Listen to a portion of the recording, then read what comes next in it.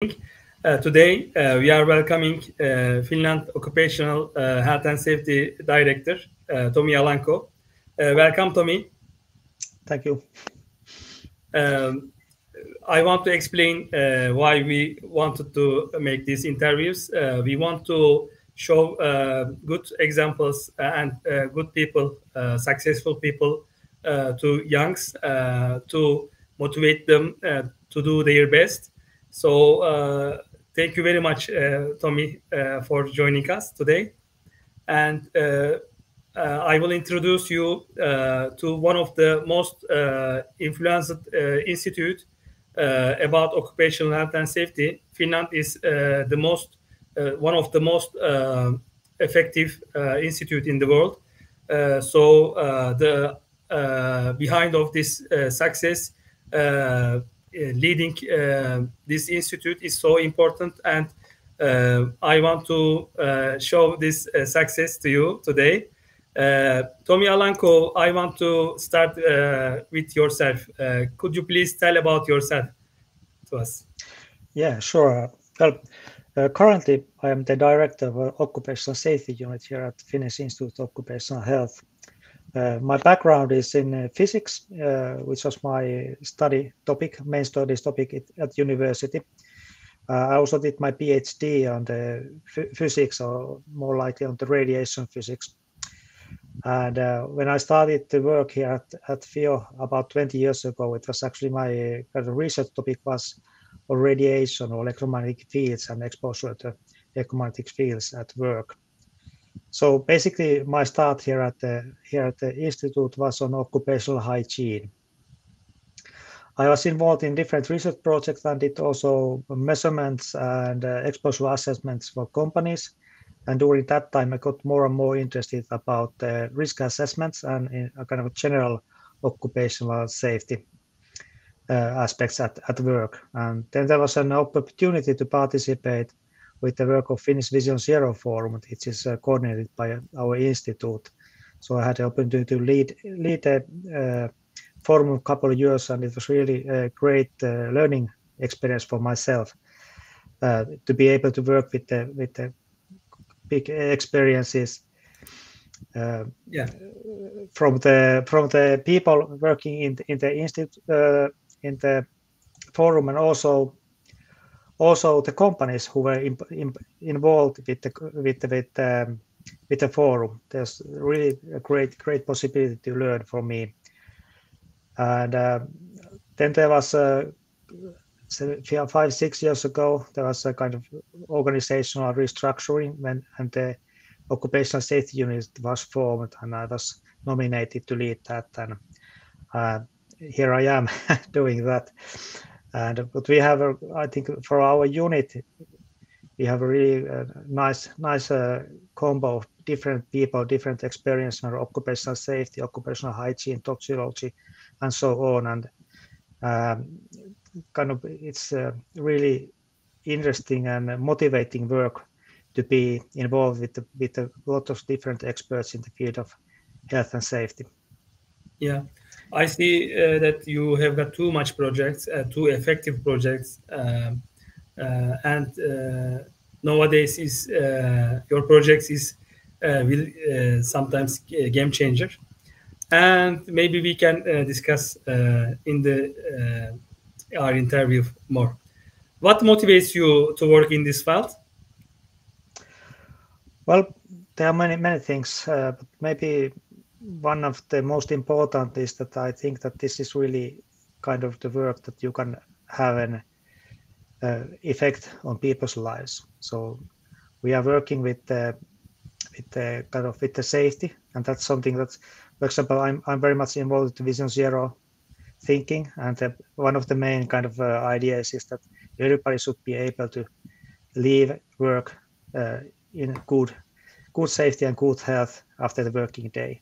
And I think that is kind of the thing that we are doing, what we want to aspire to help companies to make their work safer, healthier for workers, and that's a kind of big motivation. And also, I think that just to continue, I think that the good occupational safety means also it's for the company, it's good quality, better quality at work, and also at the end it's better productivity. So I think that that's kind of important thing for companies. I hope that companies also see it like that, that when they invest into safety, they actually invest for their kind of work and the quality that they are doing. So that's the one of the kind of motivations for me to be involved in this field. Yeah, perfect. Thank you. And I want to remind our audience they can ask their questions in chat, and then we are seeing all the questions. The last part of our interview, we will ask your questions also. The next question is about global things. What do you personally think should be done globally to improve the future of health and safety environment? Yes, that's a good question, and I think there's well, globally, different countries are in different position, kind of different level of safety, and also it's same for different companies. So I don't think that there's only one way to kind of approach this issue. So we should have kind of different approaches for companies or workplaces that are in different positions of this kind of on their journey to better safety. Yeah. So but one thing I think that for the globally, one thing that comes into mind is the supply chains. So and that is I think one good way to have an effect, so that those companies that are that have suppliers, how they think about their safety. So it's instead of trying to just to get the goods or services as quickly as cheap as possible, could they also be thinking how they could help their suppliers to make it kind of sure that they are also developing their occupational safety and so on. And I think that's also something that comes back, so that when their suppliers are more qualified, they get also better services from them. So I think that kind of thinking is important, and it's I think that's a kind of one of the topics at the moment in globally, how to make sure that supply chains are kind of looked after. Yeah, I want to improve this question about your institute. What are the projects that Finnish Institute of Occupational Health plans to do globally in the future?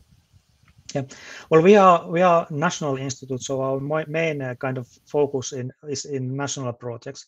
But at the same time, I think that there's not so much limitations.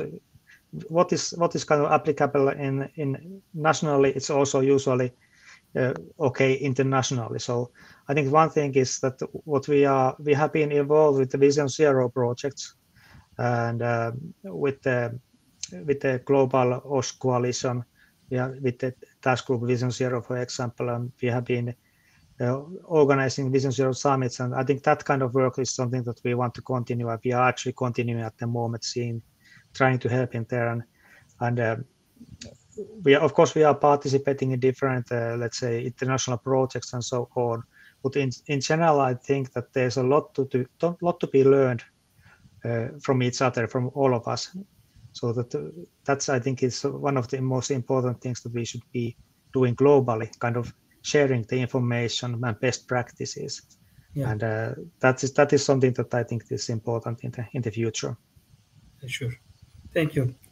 And the next question is, what do you recommend to young people who take you as their guide to do in the field of prevention? Oh, that's a tough question. But well, I think that in the field of prevention, it can be taught. Let's say in history, it's quite often taught as maybe a technical process where you do the risk assessment and go forward with the prevention actions and so on. And that still is, and it's an important part of it. But I think that nowadays it's more and more about collaboration, how you kind of meet other people and so on. I think that is something that becomes more and more important all the time. So kind of taking this personal perspective, how different people are doing and what they are saying, and listening people and collaboration. So I think that is becoming more and more important all the time, even with the kind of technical side of this, let's say, occupational safety. Yeah, thank you. And the next question is about global issues. What is the global problems of occupational health and safety environment professionals, and what do you want to do in your institute? So what is the global problems? Well, I think with the globalization, there's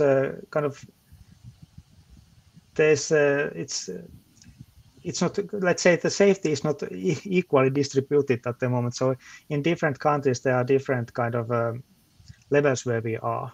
Yeah. And when we are all the time still doing a lot of collaboration between companies in different countries.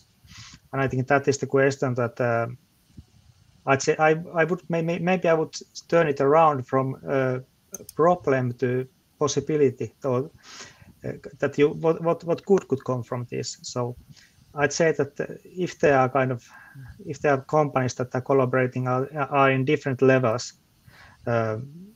So I think that with the HSE professionals, there could be a possibility to kind of help the other company to reach a better level. And I think that is the direction that I hope that this professional community is going through. Yeah, and I want to ask about your experience. Could you share with us a pleasant memory, a good memory you had in your profession? Well, maybe this is kind of good memory for me, but also I think for my colleagues, because like I said, we have Vision Zero Forum in Finland, which is a forum for companies, enterprises who want to improve their safety. So just last year, we actually reached over 500 companies milestone. So we have over 500 companies participating in our forum, and it's really great because that is kind of a network where we are all equal. We are talking about occupational safety, finding ways to share best practices and so on. And I think it's also something that kind of, it's for the member companies, it's something that they get info, but it's for us also because we learn a lot from the companies. We see the kind of the normal day. So I think this pleasant memory for me is actually that we have been able, it's been 20 years, but still in 20 years, we have been able to kind of have this kind of community here in Finland, where there's we have estimated about 18% of Finnish working force is member of this community through their workplaces. So that's a kind of really nice impact that we are having, and that's something that I'm very happy. And I think my colleagues who have been doing a lot of good work on that are also very, very happy and have the pleasant memory of that reach.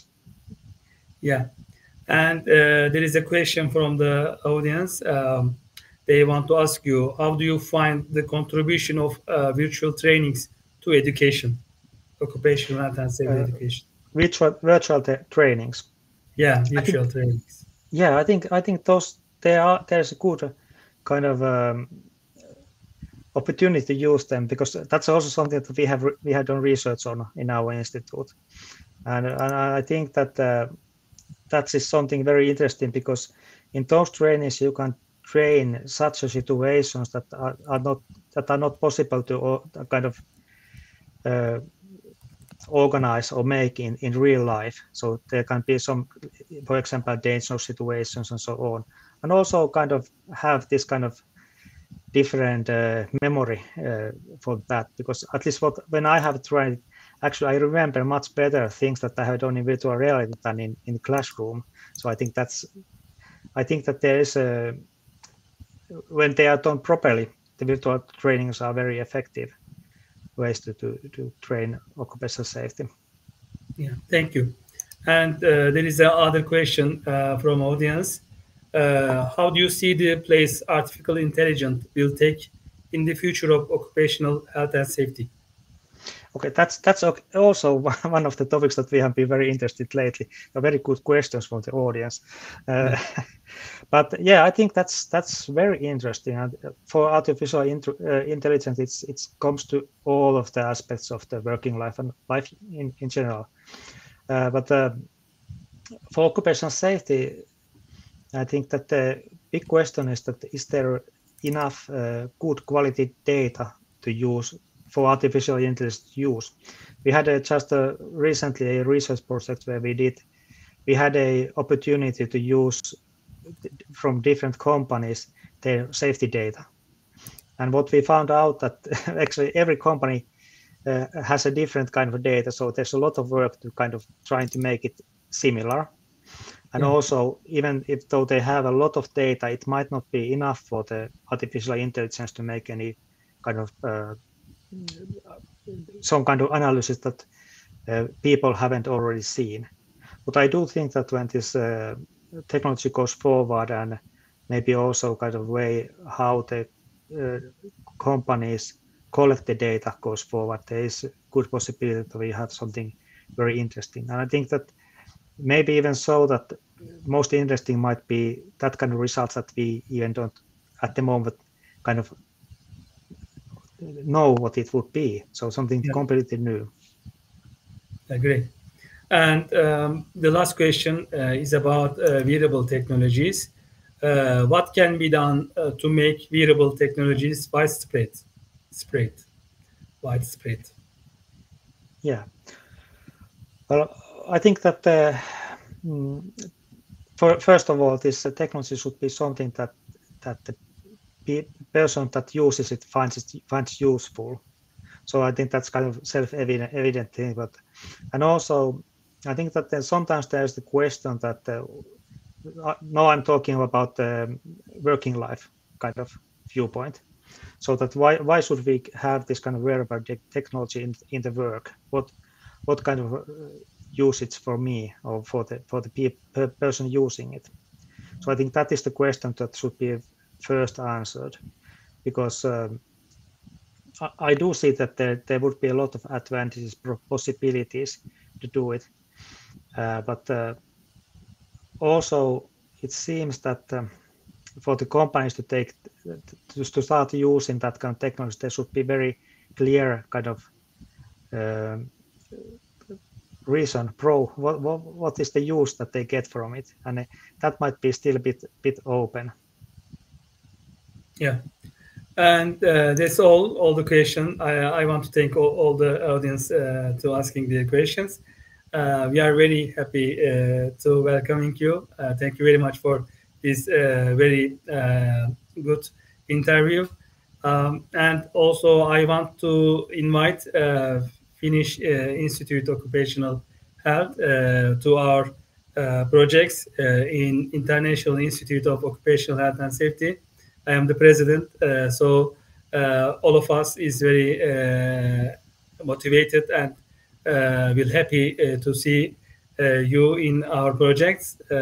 We want to invite all the institutes around the world to come together to make bigger our patients and our researchers.